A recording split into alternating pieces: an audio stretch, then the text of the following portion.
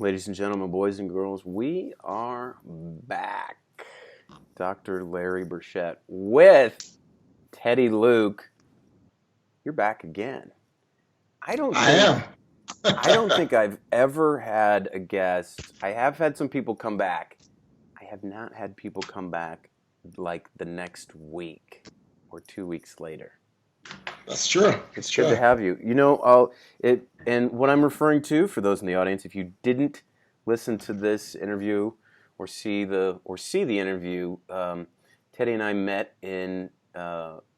You are an ICU nurse from Texas, and now That's you right. live in Nashville, Nashville, Tennessee. Nashville, Yep. Tennessee. And we talked. We had a good chat about D1 college football, which you played.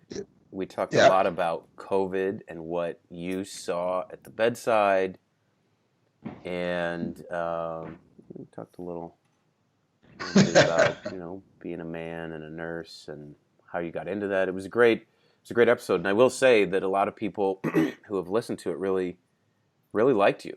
My best friend from college had a lot of good things to say. So you're not just back for any reason. You're back because you're a great guest, and we're talking about something else today. There's a new topic on That's the right. block, not named COVID.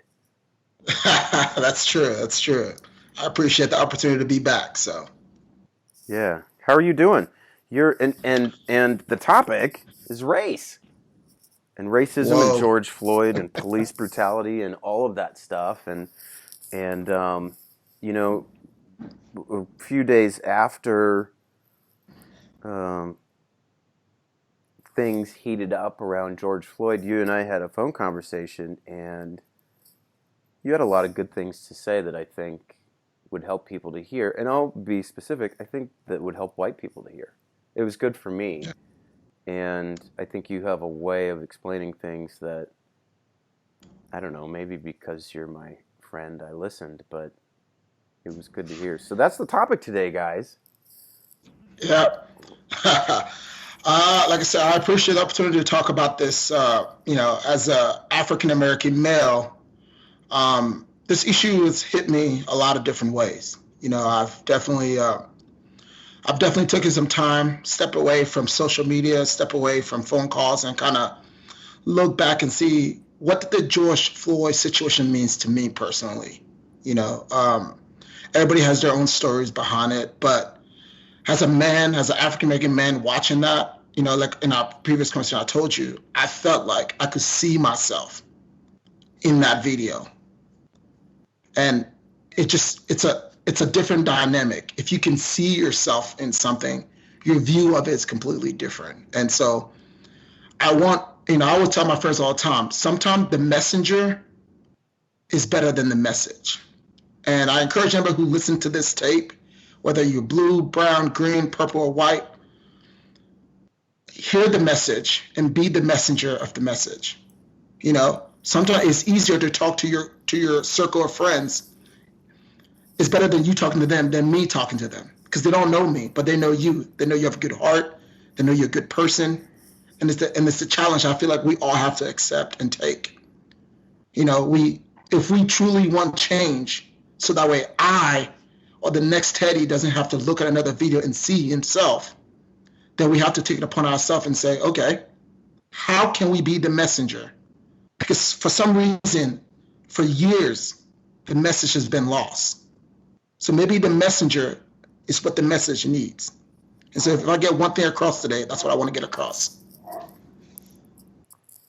I want to ask you, what's the message? But before we get into that, tell me a little more about the first time that you saw that video. And when you say you could see yourself in that video, you mean you could see yourself as the black man with the white cop on you. You could imagine. So tell me why. It's because as you were saying that, I was thinking when I was watching the video, and the point of the perspective that I took was not that I would be that guy, and not that I would be the police, but that I would be a bystander. What would I have done if I were a bystander?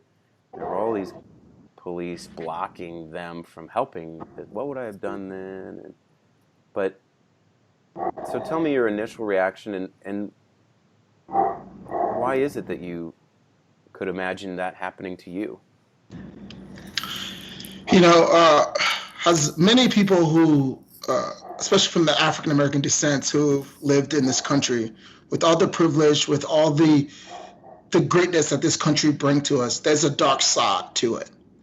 And whenever, in America, the idea of saying, well, America is not perfect makes some people mad. But it's because we love America so much that we know when America is not perfect. And we're saying America is better than this. I've seen, I've seen a lot of, videotapes and story after story of police and an African American encounter, and then somewhere somehow the person passed away. The investigation is short lived, or there's not even an investigation at all. And eventually the cops gets to go home, gets to be with his family, gets to lay in his bed. That family is at home. They're missing their brother, they're missing their sister, they're missing their uncle. They have to figure out how they're going to get the funds to bury that loved one. And the idea of a crime without justice should be painful to all people. Should be painful to all people.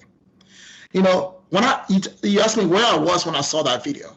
So when I first saw that video, I didn't want to watch it, right? People were talking about it. I didn't want to watch the video because it brought such a visceral feeling of sadness inside me. I didn't want to watch it. Is that what the feeling was sadness? It was sadness. It was sadness that the idea, we are healthcare workers, right? Yeah. Our duty is to serve and protect people, is to take care of people. I couldn't imagine that because a patient spit on me, cursed me out, threw things at me, and I'm taking care of them, and that patient looks at me and says, I cannot breathe. And I walk out of the room. Yeah. And I walk out of the room because I'm so upset. I'm so hurt that this patient insulted me that I refuse to do my duty. My basic necessity as a human being to make sure. I'm not saying don't arrest this guy. If you can arrest him. But he's telling you, I cannot breathe. Yeah. He's telling you. I don't care if you hear, there's been many times in healthcare, because that's the only experience I can really draw from, where patients have called you in and said, oh, they want pain medicine, right? A false alarm. Oh, they are hurting. False alarm. Mm-hmm. Oh, they are not. But the idea that, well, if a patient calls and says, I can't breathe because he has 5 false alarms, I'm not going to listen to him right then and there. It's negligence. That's complete negligence. That's not even a case you can explain to anybody. Say, well, the patient called out 5 times, but on the 5th time, I thought it was fake, so I didn't show up. You and I both know I would get terminated for that. Yeah, you always have a duty to take care of the patient. Yes. Yeah. Whether you agree with why the patient is there, whether you agree if the patient is good or bad, even whether if you they're agree being if the patient, difficult. Yes. You have a duty to take care of them. Yes. And I understand nursing and policing are 2 different jobs. I understand that. But there's certain things that I'm not willing to accept as it's the part of the job. Mm-hmm. It's not part of the job. Being on someone's neck with their knee for 8 minutes and 46 seconds is not part of the job. I don't care what they did. In this country, we have arrested people who have murdered thousands. We have arrested them, put them in handcuffs, and taken them to jail. They've killed thousands. You want to tell me because he's had a fake $20 bill that it was such egregious that you couldn't, his idea of I can't breathe is not real? I want to know, what was if someone says I cannot breathe, what is the concept behind that, oh, he's faking it. So I'm just going to put my knee on his neck because I don't think it's real. I don't understand that. And that's what the upset in me was coming from, was that, okay, I can understand in the first 2 minutes you say it's fake. But what happened to the 4th and 5th minute, the 6th minute, the 7th minute, the 8th minute? We were approaching the 9th minute when you remove your knee off his neck. What, you thought he was faking?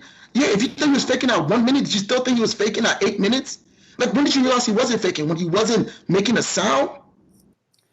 He really stopped talking about 3 minutes. Yeah. He didn't say much after that. Yeah. He responded And less, so, and it. yeah. And so that's why I was like, I tremble. I just felt like it was me. Like I was the one saying, hey, I can't breathe. Not just metaphorically, like I can't breathe. Like I can't, if I'm angry, oh, he's an angry black guy, right?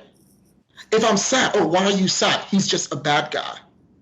Well, I think all police are bad. No, not all police are bad. It's just a little bit of police are bad. Well, there was 4 other police who stood there. Those 4 were the good ones. And the fact that even after that happened, he went and wrote a report about the situation. It was signed off by another police officer. So if you want me to believe that there's just one bad cop, it's just this one guy with his bad attitude and his bad action, then what's your excuse for the other 4? Mm-hmm. What's your excuse for the people who sign off on his report? Yeah, that's a good point. Yeah. And then after watching that and after knowing about every other cases where cops encounter with a black person, turns out where, well, the cops say this or not, and then the case, just nothing really happens. It ends up in a civil case. And it's like there wasn't an ounce of me after I saw that, and I was like, man, yeah, that police officer is going to go to jail. Think about that. I watched that. I knew it was wrong. I felt it was wrong, but I still did not think that a cop was going to go to jail. Oh, in this one? Yes, in this case.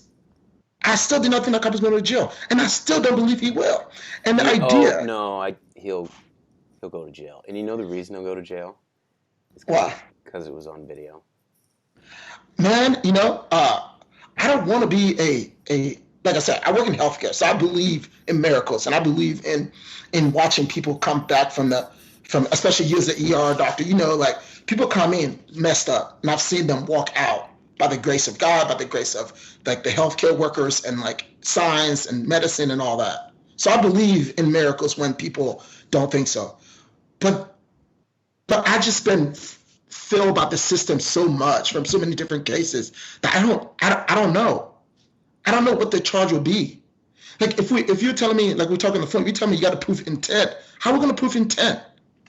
What the video? Like how are we going to prove intent unless that police officer wrote in his diary that today is the day I'm going to go out and harm someone of color? We can't prove intent. We can't.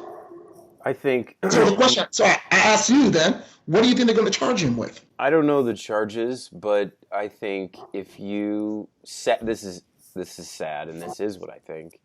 If you didn't have that video, then I would feel like you do, which is it would be much more difficult to get that cop in jail, even with George Floyd dying.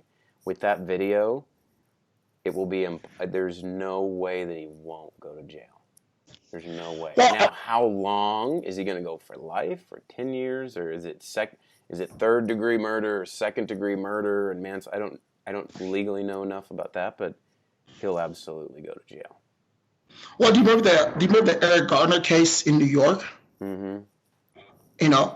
At that time, like I've taken a travel assignment to New York, and I've talked to some New Yorkers about that case, and I asked them, everyone thought when they saw that video. Remind our audience what that video was, and what that. Yeah. So I'm not So if I miss anything in this detail, please, whoever is an expert, it can definitely come and explain it. But from my understanding of the video, Eric Garner, a black man, was outside of a convenience store selling a loose cigarette, which is called Lucy. It's like a loose, so you buy the pack of cigarettes and then you individually sells it to make a little bit of cash. And that's what he was doing. Mm-hmm. He had an encounter with the Staten Island police. Staten Island police approached him in conversation with them. Somehow, I believe Officer Pantaleo put him in a chokehold, got him down to the ground. He kept saying, "I can't breathe." And as he had him down to the ground, he literally choked the life out of him. 5 years later, he was still working on the force. He was still at his job. He still goes home. This is Officer Pantaleo. Still eat his meals. Still see his wife. Eric Garner family. For about 5 years, that Pantaleo was receiving taxpayer money.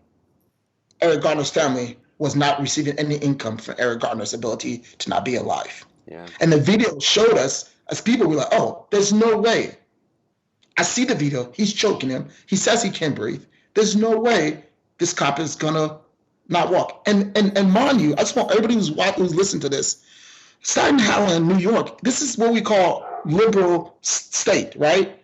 Which means that there's more transparency. There's more like people have there's more vocalization of your voice. And in that setting, the officer still was able to, he still hasn't been charged. And he's never going to be charged. It does. I mean, I agree with you. It doesn't seem right at all.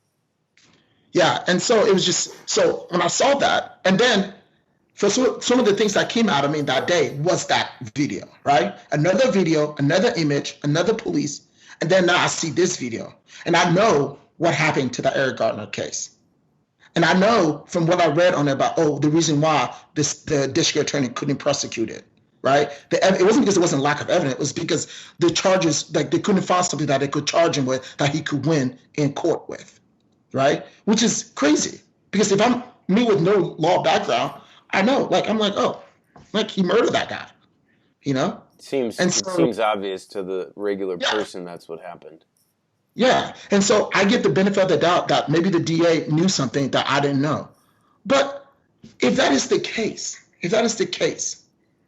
and if that's what happened at that day, so then when people talk about systemic problem, isn't that the systemic problem? Mm-hmm. Even the law, even that's not even a law that the prosecutor can use to bring charges. Mm-hmm. Think about that for a second. There's not a law that a prosecutor can use to bring charges to gross negligence that we see with our eyes. So I look at this case and I say, I hope and pray that justice is served. But if justice is not served, will I be disappointed? No. You won't be surprised. I won't be surprised. I would be surprised. Yeah, I won't be surprised. And so, and so when I see these things, I just, like I said, the idea of it is sad, it's fearful, but sometimes I'm just speechless, Like I was telling you, I'm speechless because I have friends who contact, especially when things like this happen, especially growing up where I grew up in Dallas and going to school where I went to school. Where did you grow up? What was your education like? Yeah, so I grew up in Dallas, Texas, and I was fortunate to attend a Catholic private school in Dallas called Bishop Lynch. We've talked about one of the Texan before. Yeah. So it's one of those prestige schools out in Dallas, great school, great education system. But the environment at that school was, people who were able to afford to send the kids to that school was pretty much well off. It wasn't, I was fortunate. I had an athletic scholarship. I was able to go there. So I interact with some, fancy people of the Dallas area. And it was a good experience. So this was a private school. Was it like Catholic or religious? Yeah, it was a Catholic private school. So you went to a Catholic private school in Dallas. Was it all white almost? So there was a of course, this was a Catholic private school. There was probably like a good 10-20% Hispanic population, but most of it was all white. Like in my class of 287, I was like the only black male out of that class. You were the and that's a class black guy. 278, of my senior class. And so it's like, and so we all grew up together, and we all hung out and everything. And I've got some great friends from that time, and so we still stay in touch. And we all went off to different universities and different schools and did different things in life. But when a situation like this comes up, we usually reach back to the people we grew up with because we feel like we're more close to them before we are where we are. And we ask them questions. And I have lots of friends who reached out to me and say, like, what do you think? What's your thought on this? How you feel about this? And so it's just, we have to have a lot of conversation like this. And sometimes I tell them all the time, I'm like, sometimes I feel like on one end, I need to like tell them like what's my feeling on the inside, because I felt like, like I told you before, I felt like I failed them, right? Because I felt like I made them feel that the Black reality of America wasn't real, right? Because I never like, they've never seen me being arrested by cops. So a lot of people says, well, I don't see any cops arresting my friends, so I don't think it's real. It's kind of like the same COVID situation, right? Like we talked about, last time. People are like, well, I don't think COVID is real because I don't see anybody I know die from it. Yeah. The idea is that, well, because you don't see anybody from it, that it's not real. It's from us, we're like, how do you even think like that? How do you even think like that? But I have educated friends who went to good schools who think, well, Teddy's my friend and he seems to be doing fine. So I don't think this is real. So that's why I go back and said the messenger sometimes is better than the message. That's where I got that from. So, I feel a bit of connection to you here because I went to a private Catholic high school in southern Johnson County in Kansas City that was pretty much all white. We had maybe one or two black people. I told you, Chi-Chi. He was 6'6", and he played basketball and he could dunk, and we loved him. So what I'm hearing you say is, this thing happens and part of you talks with some of your good friends who are white. Yeah. What are those conversations like? What is that like for you? What's that like for you? Some of my friends come across as, they want to understand and relate to the message, right? Because with Facebook, people have lots of arguments. So they reach out to me personally because they want to know, like, okay, let's get away from all the fluff, all the arguments, all the fight. Like, what is it really? What is the really pain thing we need to talk about? Because they trust you and they feel like you're really going to tell them the truth. Yeah, they feel I'm gonna keep it 100. They feel like I'm gonna give them my opinion, and I'm gonna also respect their opinion without judging them. Because they feel like, well, if I tell him how I really feel about this, is he gonna look at me any less? Because there are friends who don't think that people should be protesting for George Floyd. And if you post that on any social media page, you're gonna have some people who are definitely gonna jump down your throat and crush you. But there are some friends who just wants to say, hey, this is why I don't feel George Floyd should be, people should protest for him. Am I feeling wrong? And I've always tell them, I don't think your feeling's wrong. I think you have to understand why you feel the way you feel. Because some people do reach out to me because they want me to validate their feeling, right? Mm-hmm. They want me to say, yeah, you right for feeling that way. Mm-hmm. And so whenever I don't validate their feeling, I can sense their anxiety because they're like, well, if Teddy doesn't support me, then, maybe I, so, but I also want to be fair with people and say, hey, not because you don't agree with the George Floyd situation, you're a bad person. I think that we gotten to this point because people like me, we are tired of keep saying like, hey, look, this is happening. Do you see it? Do you see it? Do you see it? Do you see it? And eventually, do you see it becomes, well, I will make you see it. When you say you're tired, do you see what? What is the specific experience that you have that other people don't, that you want you would like them to acknowledge exists? For example, like my friends always ask me, like, whenever the protests happening and the riots, right? People always ask me, do I support the riots and do I support the protests? And I say I support both. And people are shocked when I say I support the protests or the riots. Mm-hmm. I personally would not riot and destroy anybody's business. I will not do that, right? But do I think that people who are upset, who are so sad and so beaten down, do I think they're wrong for tearing up buildings? I do not. And my friends, they're like, well, Teddy, you're an educator. Why would you say that? Why would you say that rioting is okay?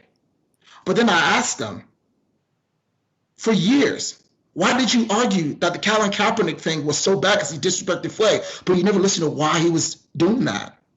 For years, why did you argue and say, well, that's just one cop, but you never investigated to make sure if any other cop in your neighborhood have done anything like that? For years, why would you say, well, the rioting is wrong, but you never talked to your parents for years? And I said, why they vote for the DA? Why they vote for the mayor? rather vote for the police chief. You can't have it both ways. You can have peace because you feel comfortable, but then criticize when somebody else doesn't have peace. I was in LA and I went to a couple of the Black Lives Matter protests. Yeah. One of the things people were saying was no justice, no peace. I don't think people understand what that really means. What does that mean to you? No justice, no peace. To me, it means exactly what those words are, saying that, hey, if you're in, like I tell my friends all the time, the anxiety, the fear, the anxiousness they felt when they saw those buildings being rioted or being burned or people throwing stuff at police, the anxious they felt for those. Yeah, it got people's attention. It's powerful. And I tell them, I said, that's how I feel every time I get pulled over by a cop for 30 plus years of my life. How many times have you been pulled over by a cop? I've been pulled over by a cop. So my person I've been pulled over by a cop twice on the highway, but I also been pulled over by a cop once at a music festival. And actually, a friend of mine called me to talk about that experience at the music festival, because when this whole thing happened, he remembered that experience. So I usually go to talk about that. I usually go to a Bonnaroo music festival in Manchester, Tennessee. It's an awesome music festival. I go out there. It's a great place, radio positivity. And usually we drive up on early Wednesday. We line up our cars to get into the festival first so we can set up our tent. And everybody lines up. And usually there are people who live there. They have lands and stuff. And they allow you to pay $5 or $10 to park your car on the grass because the gate doesn't open until like 4. But we get there early so we can get in early, right? And so we line up. And then the state trooper or the Manchester police, whatever, decided to, once the gate opened, they kind of shuffle people into line and then get all the cars in. Yeah. And I remember there's a bunch of teenager, black, while everybody's there. People sitting on top of the hood of the car. People are excited because the music festival is about to start. And there was a car behind us, and there was just 4 white guys in the car. And they were mad that the officer did not move our line fast enough. And so they started cursing at the police. The police passed by, and he heard it. He turned to my car. I was driving the car. He goes, "Did you say something?" Oh, he thought it was you. Yeah, it was me. But he didn't even allow me to explain. I was like, "No, sir, I didn't say anything." So at the entrance of the door, they were doing random searches. Right? Random searches. So as I drove my car up, he literally walked beside my car, point at his deputies and told them to search my car. Not because of a random search, it was because he thought his feelings were hurt because I insulted him. How dare I insulted him, and now I'm going to pay by getting my car searched, right? So his retribution to me for quote unquote insult that he never asked if I said it, or he never even allowed me to express I didn't say it. He just assumed, well, you said it, so you're going to get punished. So he pulled my car over to the side to get it searched and checked.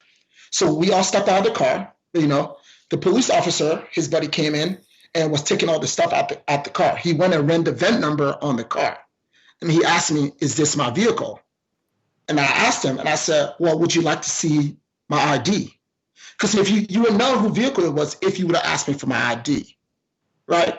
And he was like, "What do you mean?" I was like, "Do you want to see my ID?" And I was like, "I would give you my," because if you're gonna pull and search me, whatever it is you think I did, you want to run my tags or run my record, here's your chance, because here's my ID to go and run it. Because I know I don't have any crime, I don't have any issues, so I'm like, yeah, here's my ID. He went and ran the ID. He brought it back, and he goes, this car doesn't belong to you. Or no, he asked me, "Whose car is this?" And I go, "Is the car stolen?" And he goes, "No, whose car is it?" And I said, "If the car isn't stolen, I'm not liable to tell you whose car is it." Now, to him, he was, oh, he's mouthing out.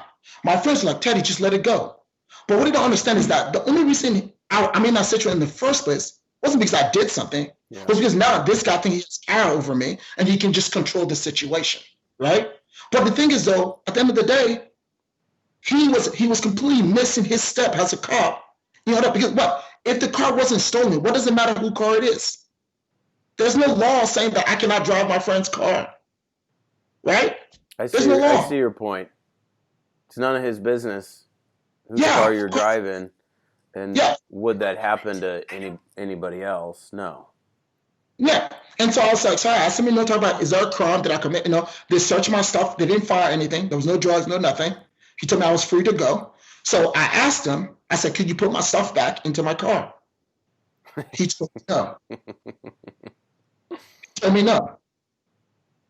And I was like, How well, how old were you?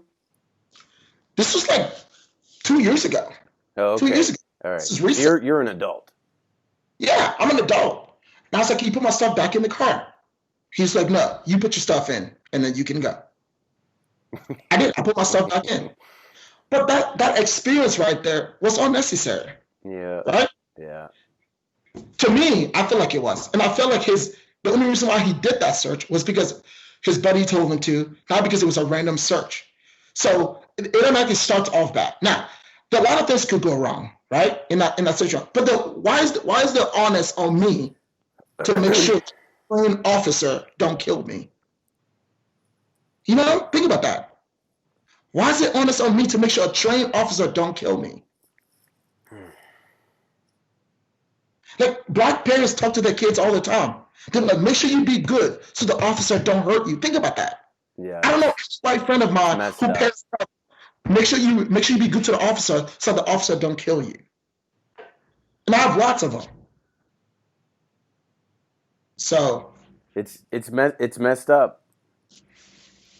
you know, you know, and so yeah, I put myself back in the car and I drove in and enjoyed the festival. So experiences like this, bring it back to the riots, because you originally had. I mean, I'll be honest. My reaction initially to the protest was yes, protest, no looting, and Yes. and hearing you kind of explain some of your feeling about why that's justified in the situation, I want you to talk a little more about that, and I want to ask a question.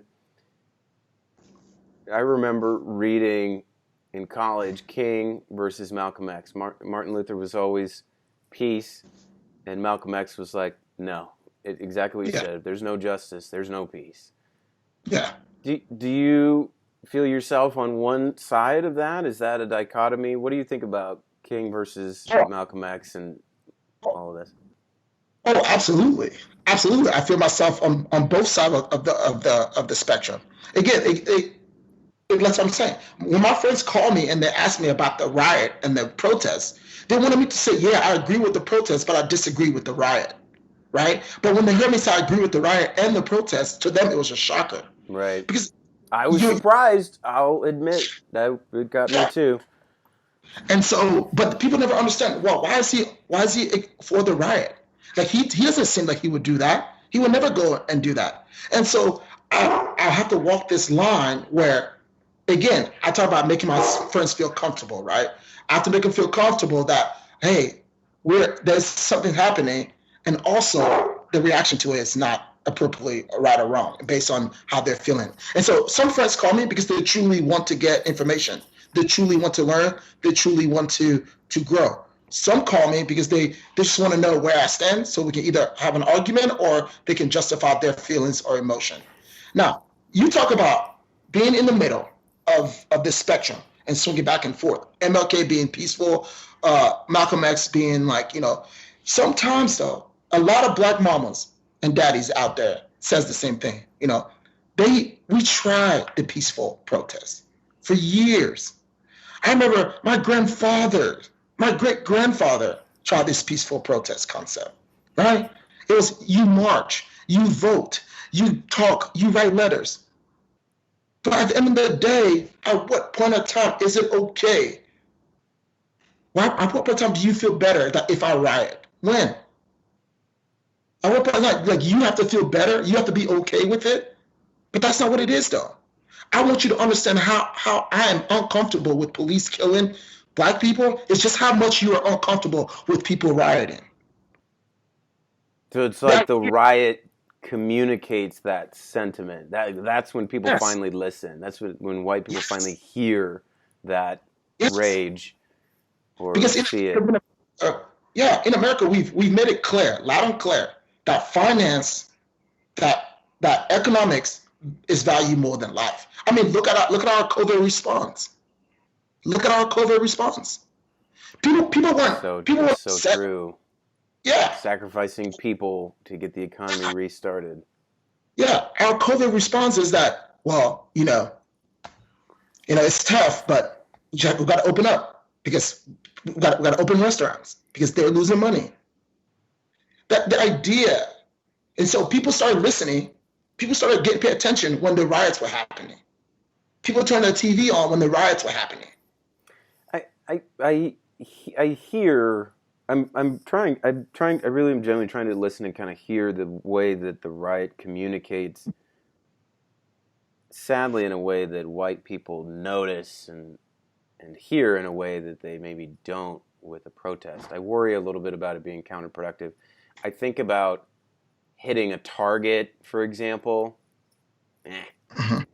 And then I think about small business owners, and I have more empathy for that. You know what I mean? I don't know, Mm-hmm. but I, I hear you. But yeah. I hear you as a method to really get somebody's attention and express the frustration that, look, we've been trying the peaceful route for generations, and look at George Floyd. It hasn't worked. We gotta do something else. Man, I think the idea, that hitting up a target is okay, but hitting up a small business is wrong. This is how I see it, right? Businesses in a community should be responsible for that community. Businesses in the community bring taxes, bring lots of things to that community. Those same taxes you bring gets to pay these police officers, gets to pay the mayor, gets to pay the firefighter, gets to pay. So everybody is intertwined with each other. Okay? It's all intertwined with each other. If the citizens who buy from your store are afraid of getting killed at your store, there's an issue there. There's an issue there. George Floyd didn't get killed in his backyard. He got killed in front of a convenience store. Mm-hmm. In front of a convenience store. Right. So yeah, I can understand. I can say, okay, don't damage small business. I agree with that. I'm not saying anybody should do that. But do I understand why people don't care whether if it's big or small business? Yeah. Because to them, it's the same way you don't care whether if the black person is innocent or the black person is guilty. So you don't care if it's a little boy or if it's a grown man, or you don't care if it's a woman or if it's a grandma. You don't care if it's an elderly or if it's a child. Like the idea of someone killing someone should be enough for you. But the idea is that, well, for example, even when this thing happened, there's still people who giving speeches and comment about how bad George Floyd was, what a criminal he was, have all his criminal record background. Okay, great. I wasn't protesting for George Floyd because I thought he was a free man. Yeah. Because I thought he had no sin. I was protesting for George Floyd because even with all his sin, his cause of death was unnecessary. Yeah. Just like you were protesting, because even with all the badness in the world, you thought that business should not have been burned because you don't think that business deserved it. That's what I'm saying. I don't think George Floyd deserved it. So we are both hurting. The question is, one of them we can redo. The other one we cannot. Mm-hmm. So which one should you be more upset about? That's what we have to ask ourselves. Yeah. Which one should we be more upset about? George Floyd would never walk this earth. Target, mom and pop store, all those things can be replaced. Trust me, I understand. Whoever started that business worked hard and put their sweat and tear in it, and they don't deserve that. But you cannot say those words and then say, well, George Floyd deserved that? You can't have it both ways. Let me. Yeah, I don't think anybody thought he deserved that at all. Let me ask you this. Do you worry you played D1 football. I would not describe you as a physically weak man. Do you worry that what happened to him could happen to you? That you could be literally killed by police? Like, do you have that fear? Absolutely. I don't think there's a black man in America, whether he considers himself wealthy, poor, educated, uneducated, who don't have that fear. Absolutely. I do not think when a cop pulls me over and thinks, well, that guy, he's a nurse. He's one of us. He's a first responder. Yeah. He put his life on the line to save someone yesterday that had COVID. That thought doesn't cross his mind. He just sees black guy. He just sees a black guy, a big black guy, scary, you know? So yes, absolutely. Even when things like this happen, like for example, my mom, like when I was in LA, when the riots were happening or the protest was happening, my mom called me and she calls me over, she goes, where are you at?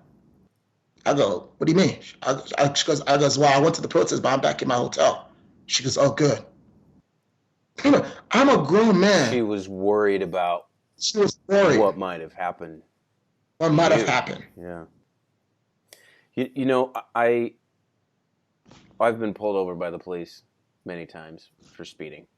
And my worry is that I get a ticket and what's going to happen to my insurance. I've never worried, is there going to be physical harm? Am I going to go to jail? I would never worry about being killed by the police, ever. It's very foreign to me. Yeah, and I ask you right now, where's your insurance card for your car? Where's your insurance card? It's on my phone. It's on your phone. I don't even, it might not even, usually it's in the glove compartment, right? Yeah, but can I tell you that I get insurance through Geico insurance, whatever. Yeah. My insurance card is on my phone. My phone is a big black phone. Yeah. I make sure I made a paper copy of my insurance card because I do not want to reach for my phone to show it to a cop and he thinks I'm reaching for something else. Right. No, I get it. I get it. You got to think differently. Geico sends your insurance. Yeah, Geico sends your insurance on the phone. They send it on the phone. They didn't send me a card. They send it on the phone. So, there's a couple questions I want you to get into, and again, I want to kind of emphasize and I want to ask you about how do you feel? A lot of your friends are white. Do you feel more like them sometimes? You know, you are a black man. Do you feel like you're in the middle? Do you feel like you're black? Do you feel like you're white? That's question one. Hang on. I know you're going to answer that. Do you feel like you're in the middle? I think that's a really good question for you. And then the other question I want you to get at is, when this happens, what should your white friends say to you? Because I've struggled with that, and I've said a lot of the wrong things. And I don't... That's question two. So for kind of question one, what's it like to be you?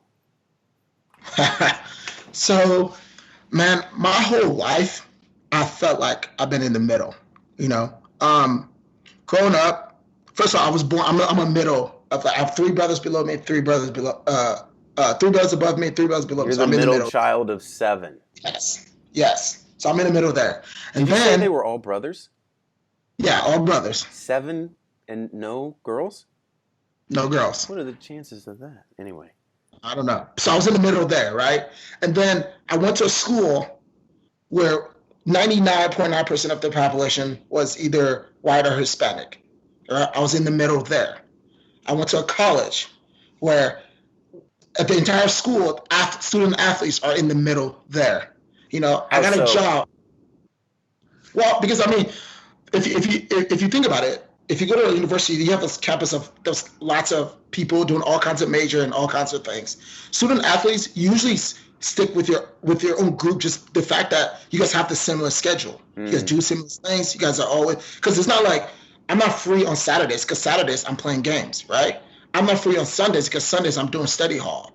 I'm not free on Monday because my classes starts at 8. I have to finish all my classes by 2:30. So when my friends are done with their classes at 3 and they're sitting out on the front lawn and doing all those things, I'm getting ready to go to practice. So my friendship are the people who I'm going to practice with. So people think, oh, athletes are just all together but that's because that's who you have the similar schedule with. So you see each other more. When I'm done with practice, my friends are done with practice, right? Even though my friends who are not athletes have been sitting in the cafeteria, chilling, eating, doing all those things, My friends are the ones who just came out of practice with me. Yeah. So it's kind of like, so you're forced to be in that niche of a group of understanding, and so it's kind of like that. Uh, but so yes, I've You're in always the been, middle. Yeah.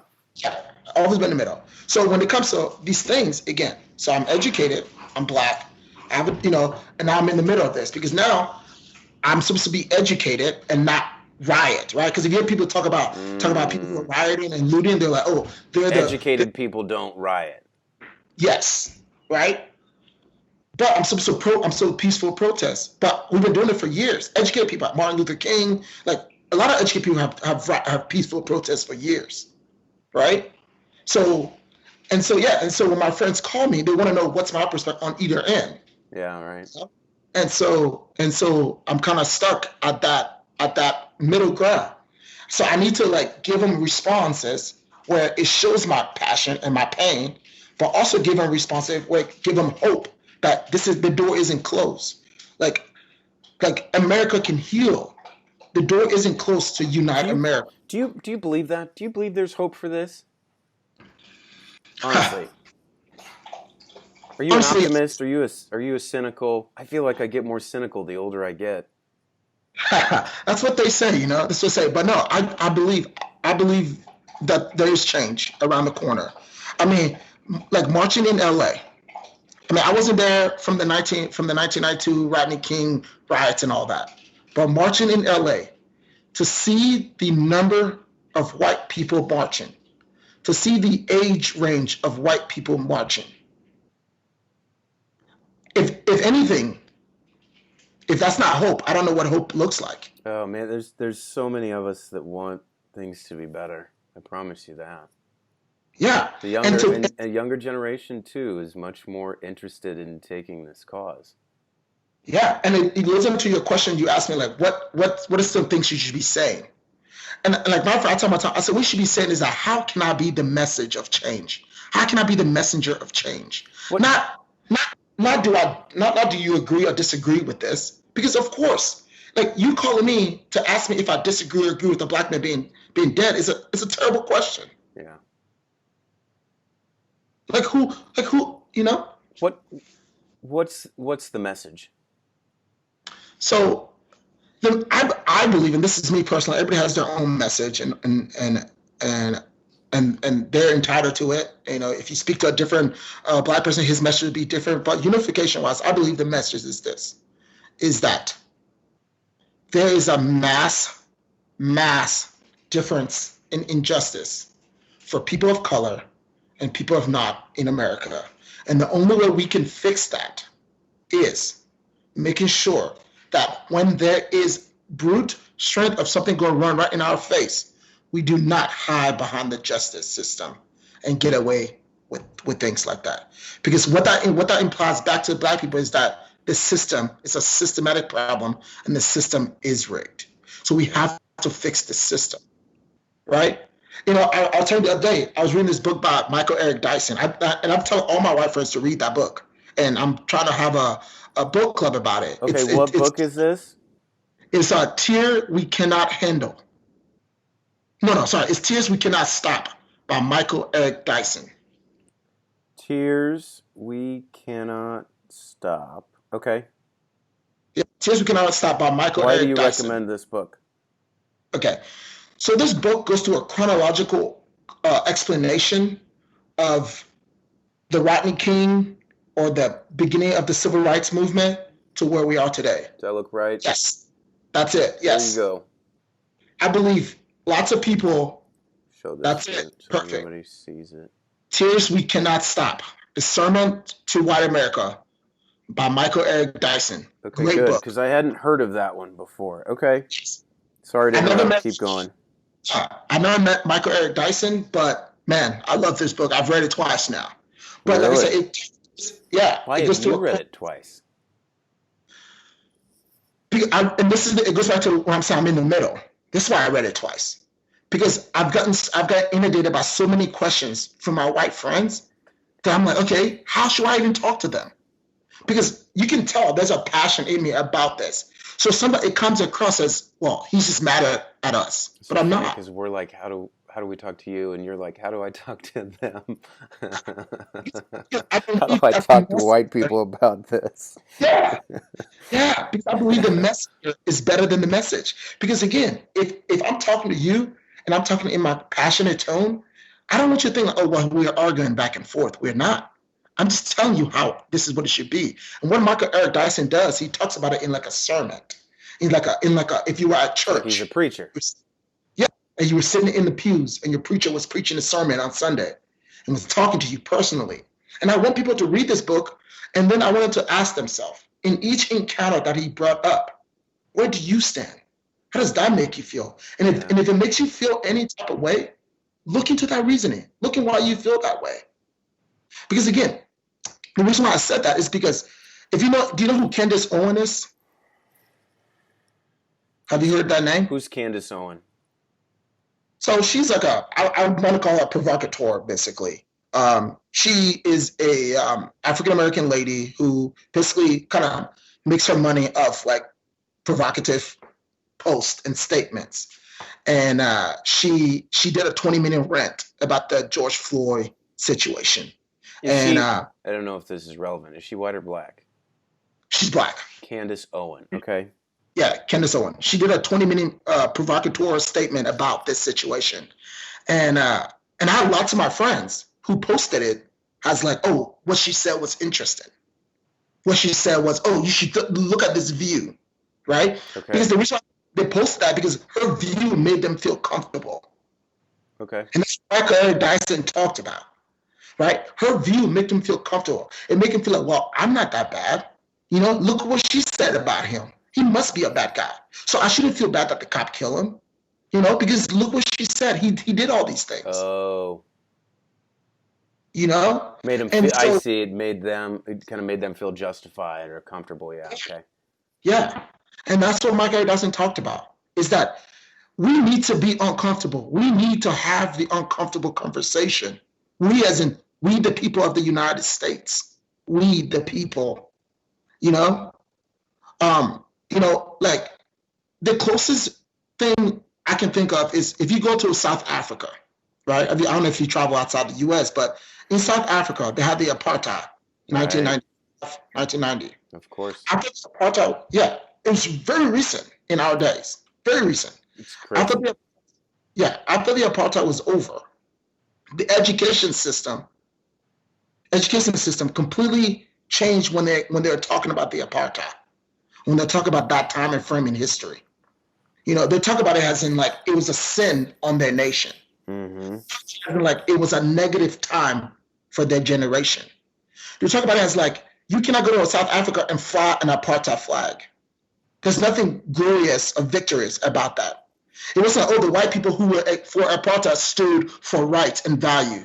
It wasn't like the white people who fought for apartheid were honor. You don't see any South African military base named after them. You don't see any day. There's not a South African apartheid day.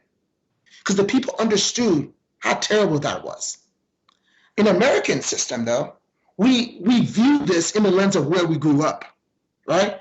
Like in the lens of where we grew up. In the South, the Confederate flag, to some of my friends now say, oh, well, it doesn't mean that to me. It means like my Uncle Jim Bob fought for what he believed in. Right. Well, then you ask them, what did he believe in?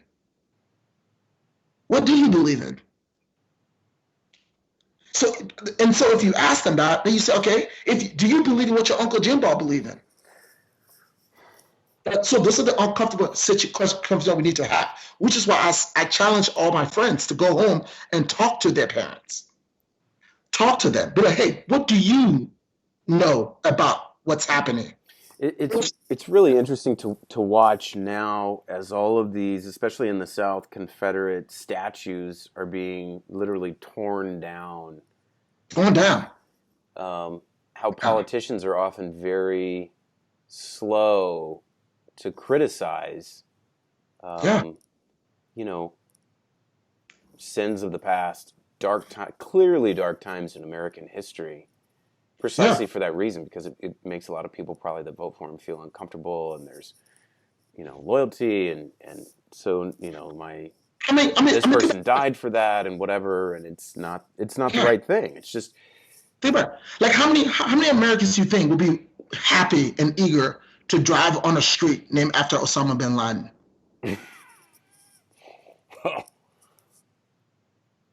No, I mean None. that's a good example. None. Zero. I don't know anybody that would. But why is it okay? But I mean, the difference is there was a civil war over this that was only what 170 years ago. I mean, it really so many generations. Well, the reason I brought up Osama bin Laden is because at that time, every American knew that Osama bin Laden was a bad guy. Right? We know that. So yeah, why would we name something after him if we know he's a bad guy?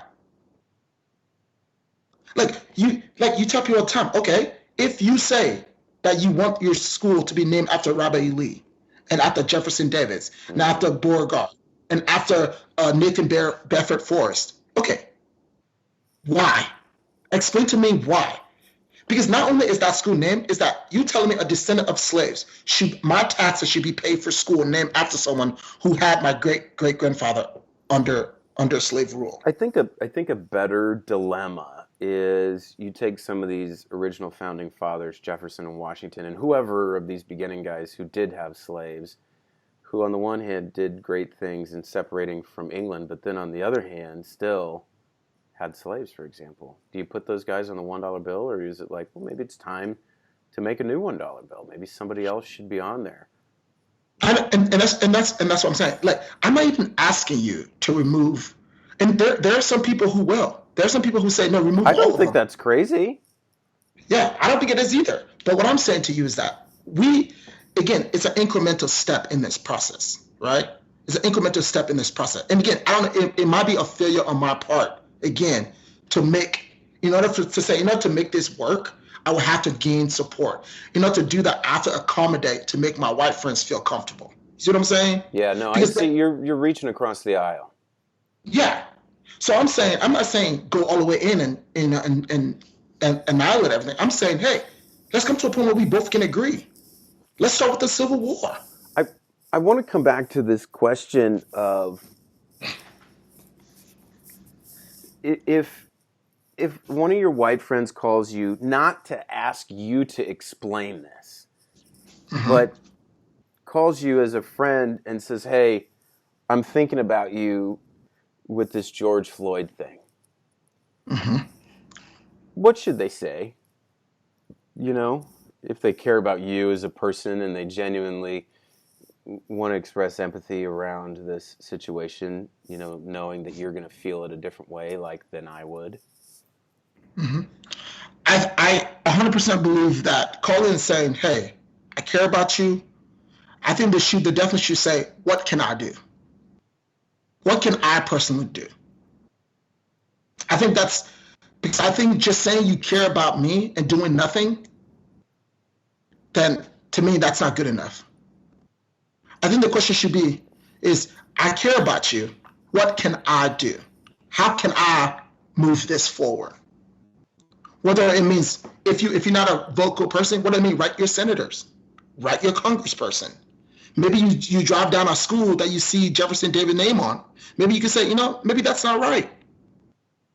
Maybe I should write about that.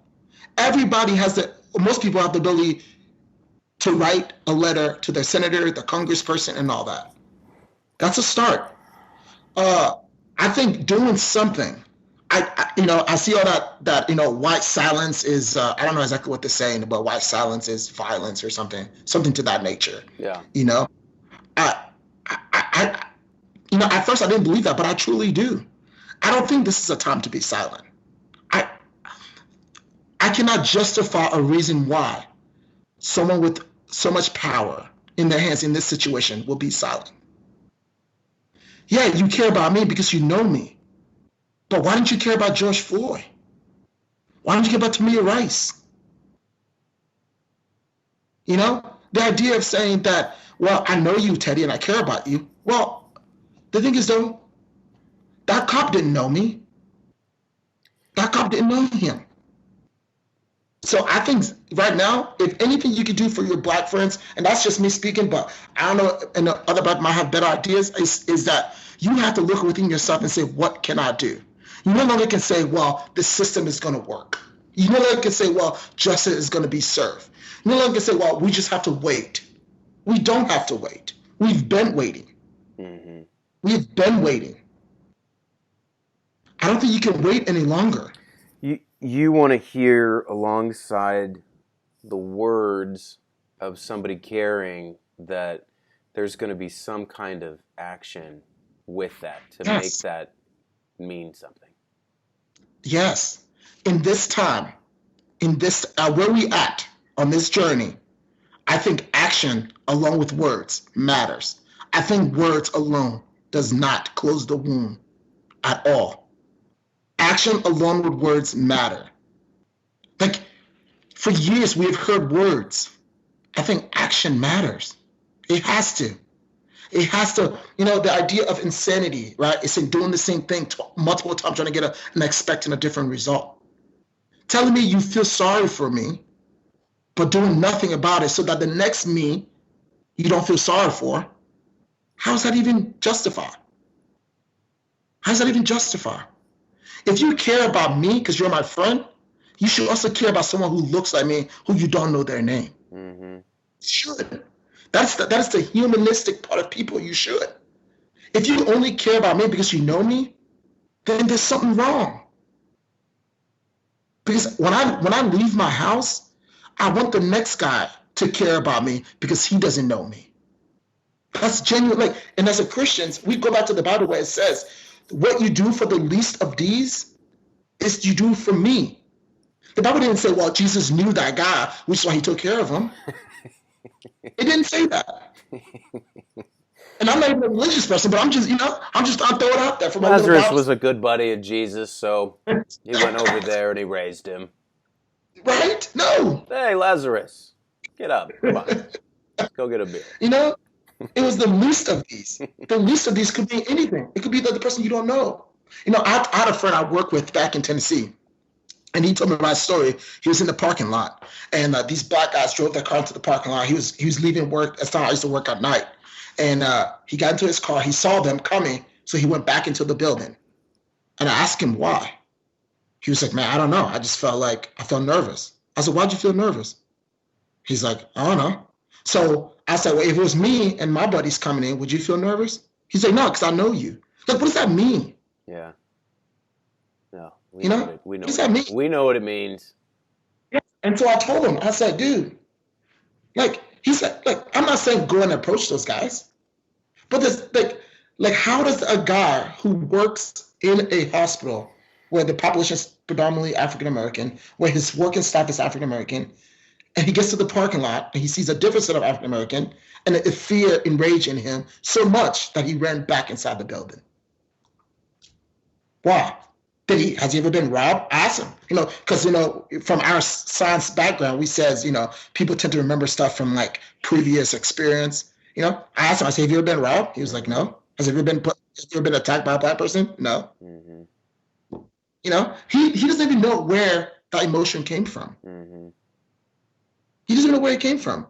Which is why I go down to this book. That's what I'm saying. You got to read this book, because what it does, it allows you to kind of deep look within yourself. This is a moment of great searching for all of us. Tears we cannot stop. Michael Eric Dyson. Yes. I think you can see on my face you've given me enough to think about. I'm in the wheels are turning mode. Hey, I appreciate people who see the times and want to get out and say, I don't expect everybody to go march. Maybe that's not your thing. That's not your thing. I don't expect you to go march. But you can make an impact from not even going to march. For example, this podcast, I'm hoping there's someone out there who hears this for the first time and have that difficult conversation and talk to their parents and talk to their siblings and talk to their loved ones, because it has to start from somewhere. We have to, and if you're only comfortable with talking to people in your household, then talk to them. Talk to your wife. Be like, hey, how do you feel about this? It's a conversation we have to have. Talk to your kids, talk to your grandparents. Because to me, I feel like we need to get an understanding of our emotions so we can understand why we're doing what we're doing. Because I I want the best for America. Want people to understand Black people love America. We do. We hate what America is doing, but we love America. My mom always used to say, you do not throw the baby out with the bathwater. Mm-hmm. You don't throw the baby out with the bathwater. So the idea that because I'm so passionate about America treating me equal means I should no, that's not what that means at all. It means that I love America so much, I want to see the best of it. I want to see the day where we will not have this conversation. Where we can talk about healthcare. We can talk about COVID only. We can talk about things that, that's different. Like Muhammad Ali had this conversation. And there was a commercial, there was a interview with Muhammad Ali. And this is back in 1963 or 64, when they were talking about the Vietnam War and everything. And he's talking about how talking about protesting and all that. And I think he mentioned something about, he said they told him that things will change when he becomes an adult. And now he's an adult, and they're telling him things will change when his kids become an adult. And now his daughter is an adult, and now people are still telling her things will change when her kids become an adult. I don't want to do this. I don't want my kids to do this fight. I don't want that. Yeah. So I'm going to do this fight any way I can, whether it's comment on podcasts, whether it's engaging with people of my friends and giving them a message to go and take back to their circles of friends. I believe you got to talk to your circles. Talk to your circles. I have an idea for you. You should start your own podcast. What would you call it? If I did some podcast, I would definitely call it Teddy Real Spin. I put a real spin on real issue that really matters to find the middle ground. Because that's what we are. I think you should have a podcast. If you ever want to have me on, I'm available. I would encourage you to do that. I think you should use that voice of yours. Yeah, you'd definitely be one of my most favorite and awesome guests, and I'd like to hear your perspective. Who's come back twice in a row on the show so soon? Nobody. Nobody. That's true. Sure, we're talking about race, but I like you. You're an entertainer. I've seen you on The Price is Right. You're not just a black nurse who played D1 football from Texas that I happen to think takes really good care of people. Whenever you want to do a book thing, I'm happy to do it with you. We're going to have to round up and close, but I want to point this out again to people because I have not heard of this book yet, and because you have recommended it, I am going to check it out. Tears We Cannot Stop, A Sermon to White America by Michael Eric Dyson. You've read it twice. Toni Morrison wrote something on the cover of it, elegantly written, a work to relish. Toni Morrison is recommending it, then I think we should take a look at it. Let's close. Do you have any closing thoughts? Say your podcast name again, because I have a feeling that some people are going to hear this and they'll be able to search for that podcast and find it one day. You are Teddy Luke. And you want to call your podcast what? It'll be Teddy Real Spin. I put a real spin on real issues that really matters to find a middle ground.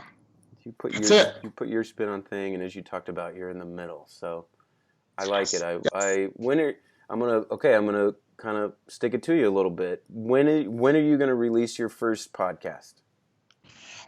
When is that going to be available for people to listen to? I want to release it maybe starting either around 4th of July, around the holiday that time. Gives me enough time to get all the kinks. 3 weeks. 3 weeks. Okay, we're going to hold you to it. People are going to be asking me about it. So I'm going to come back and hold you to it. 3 weeks. But the best part of our podcast, there'll be anything, right? There'll be a lot of conversation about life issues from just an average Joe from the middle. That's it. I So there don't might be know how. I don't know how average you are, but um, average, man. I live in middle America. Average. you're not average.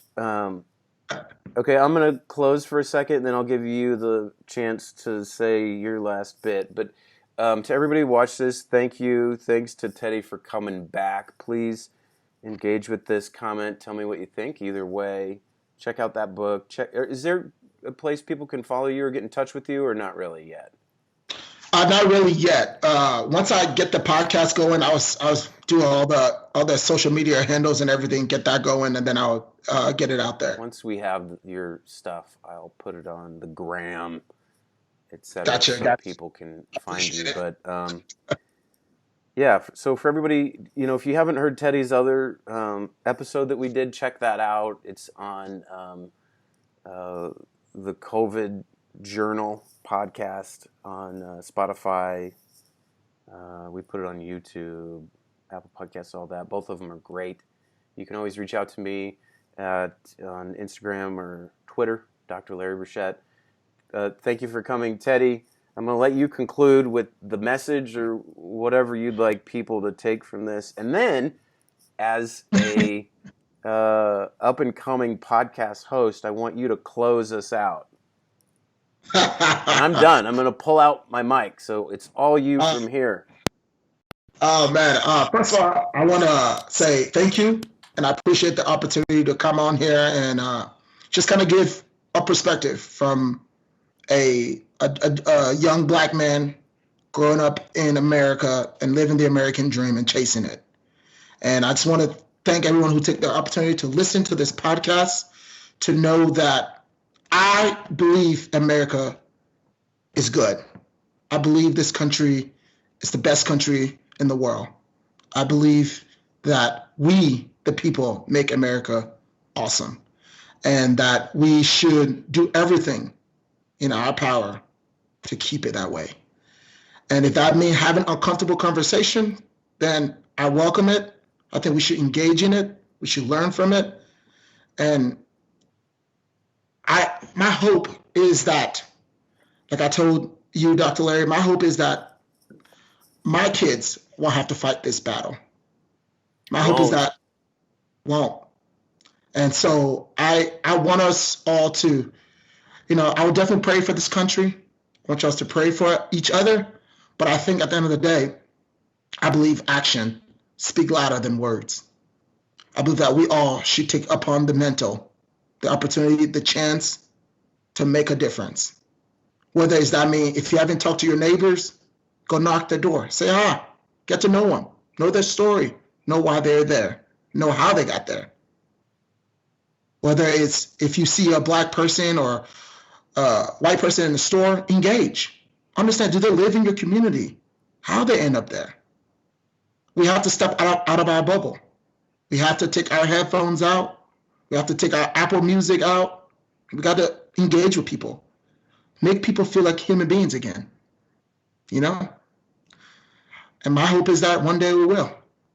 And I will be there to see it. I want to thank you again for the opportunity. And I just want to remember, the messenger might be what this message needs. Ask yourself, are you the messenger that the message needs? And if you are, then thank you. Welcome. We've been waiting for you. That's it. Close us out, podcast host. So I've never really done a podcast closing out, but so I don't have any I don't have any social media handles right now. But like Dr. Larry said, in about 3 weeks, hopefully you guys can listen to my podcast, Teddy Real Spin. It's gonna be talking about a lot of different things. I'm always gonna be looking for ideas and things to talk about, and just gonna give you my perspective on it.